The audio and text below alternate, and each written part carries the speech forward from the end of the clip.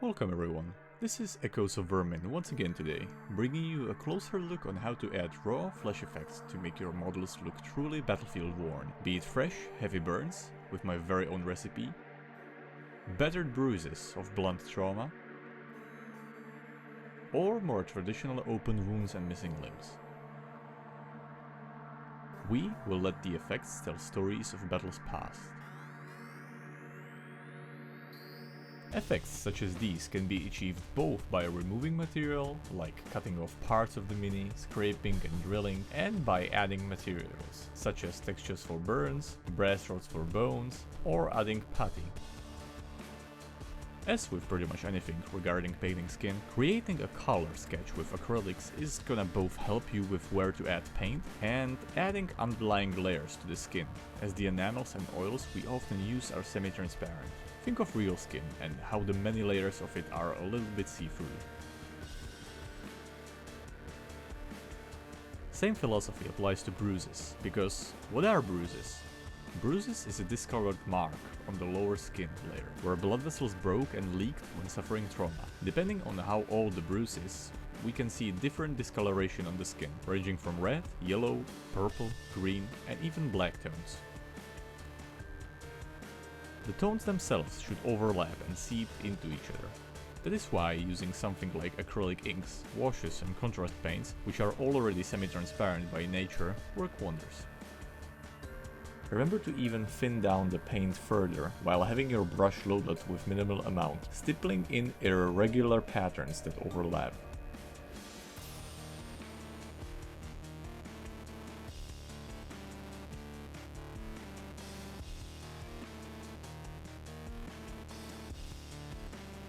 Continue this until you like how the bruise looks. Don't overdo it, stop before the bruise is fully opaque.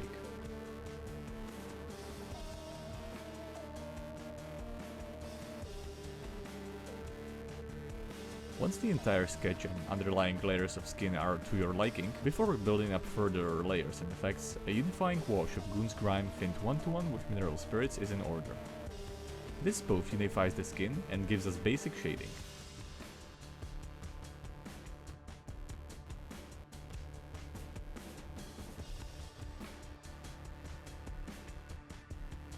After letting the grime dry for a little bit, a reductive technique is in order. With a Q-tip or any other tool like that, soaked in mineral spirits, we gently tap on the model, reactivating the enamel and both removing it and pushing it to where we want.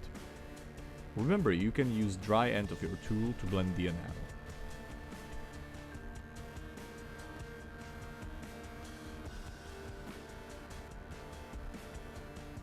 Gore can be achieved quite easily with Carrion Crimson, either thinned down or undiluted, depending on what you want to achieve.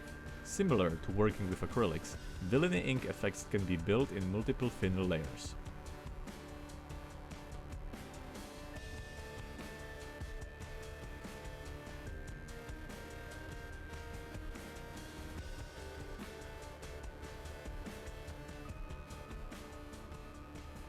The blood itself has different hues, which will add more realism and visual interest, so mixing Ichor of the Damned with Carrion Crimson is ideal for that, darker especially in their deeper recesses.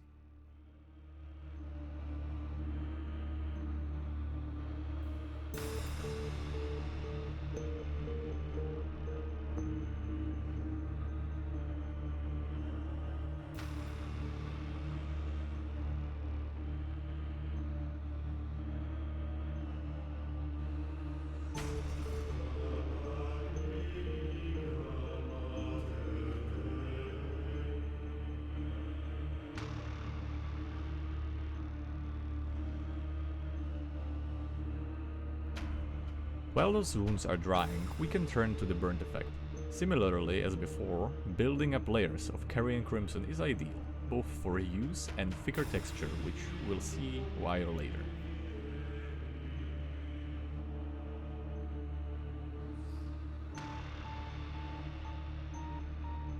I also take care to load up quite a lot of the bigger pigments in Carrion Crimson if possible, so the burnt skin has even more texture variability.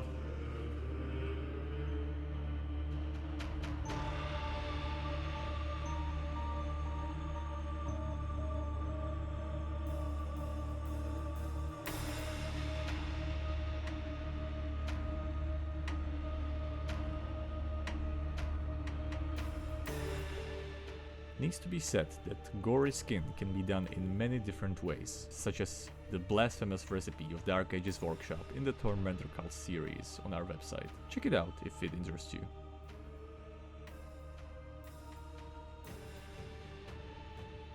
Speaking about our website, we also have a new Grimdark challenge running, focusing on the world of Trench Crusade with quite a few cool prizes. We'd love to see your entry there. You can also check our ongoing sale for the faction courses of Trench Crusade. Now, continuing with the burns, you can already see it getting strong, irritated tone. The previous texture applied before painting is paying a huge dividends, and paired with the pigmentation of Carrion Crimson, we get a nasty, organic texture.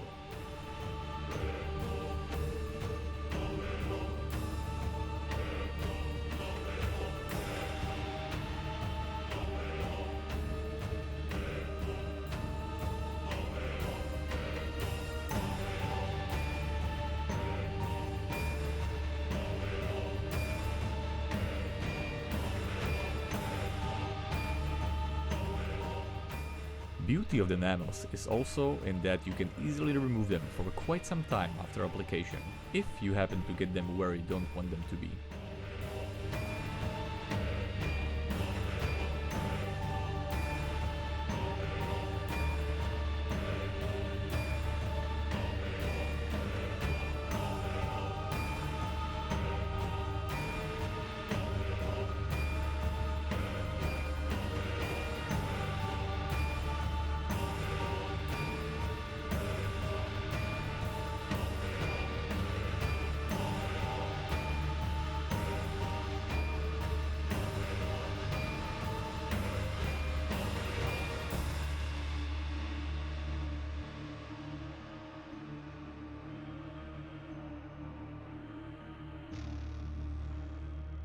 Parts that turned out to be lighter than you'd want it to be can be darkened with Ichor of the Damned, which will also naturally blend with the underlying uncured Carrion Crimson layer.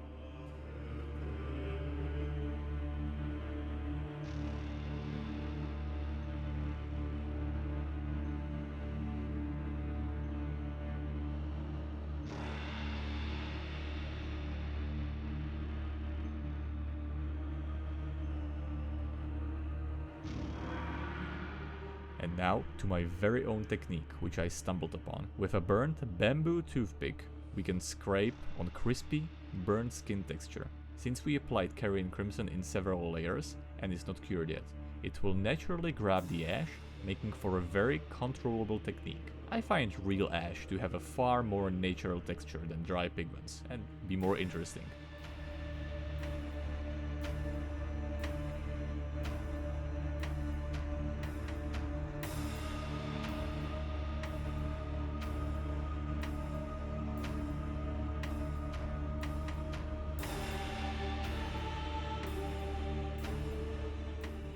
Blending the ash a little more, we can add more Carrion Crimson on top of it.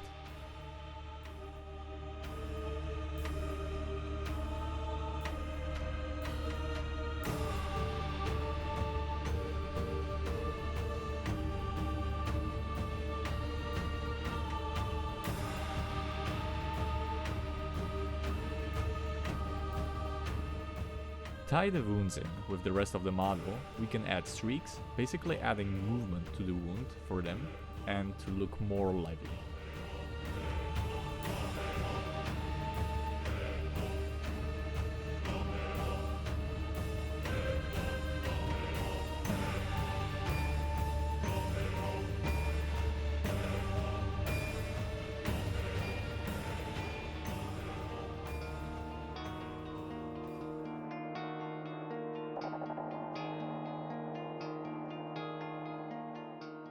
Thin layer of oil paint can be used to apply a translucent upper layer of skin, which can be feathered with a soft, dry brush.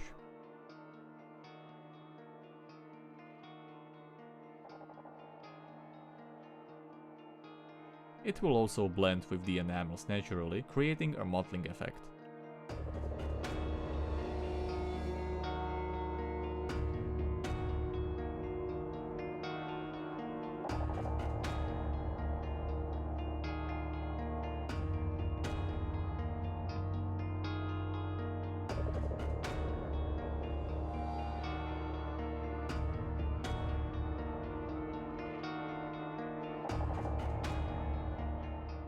If the mottling darkens the skin too much, you may add highlights with Reductive technique, bringing back the acrylic base coat.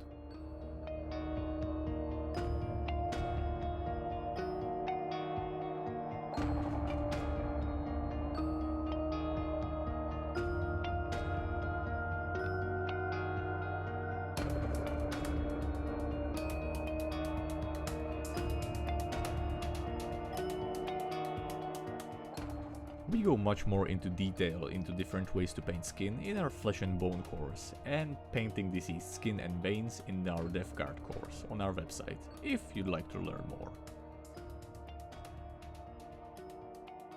Needs to be said that the ash itself is quite frail, so it is good to lock it in further with satin varnish. Be very careful not to push the ash around, a gentle hand is required.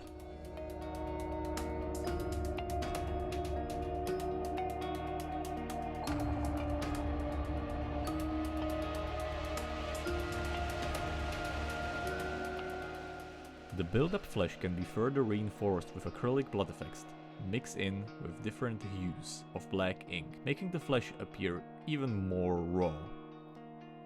Be selective, don't overdo it at this stage. We want different finishes and textures we built showing through.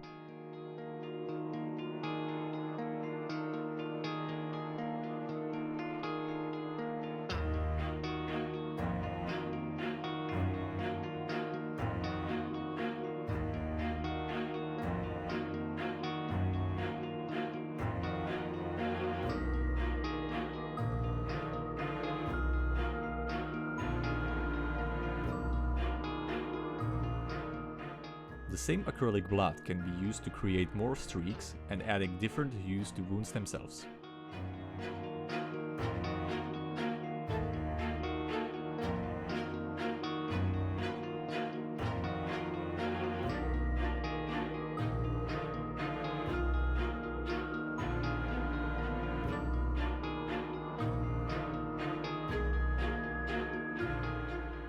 Finishing, let's end the build up with some good old blood splatters.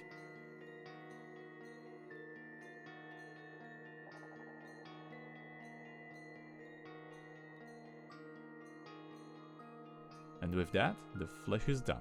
Also, have you noticed the placement of the stab wound? From the beginning, I wanted this mini to appear saint-like, so I added hair and beard for a zealous look. And you can see how this hair technique is done in some of our YouTube videos, such as the Smokers from Carol's Bilis and Immortal Templar by Dark Ages Workshop.